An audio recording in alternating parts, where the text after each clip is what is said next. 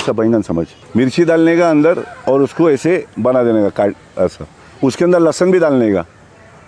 भोग के, मतलब घुसना चाहिए वो लहसुन और मिर्ची,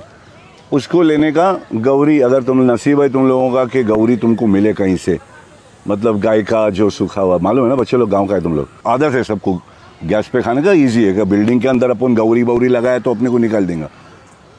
तो गौरी पे रखने का वो और उसको कवर करने का गौरी से। थोड़े देर के अंदर गेम बच गया, उसको लेके पीस देने का, उसके ऊपर सरसों का तेल नमक डालने का, और फिर बस सूखी रोटी एकदम टूटने वाली और प्याज कैसे।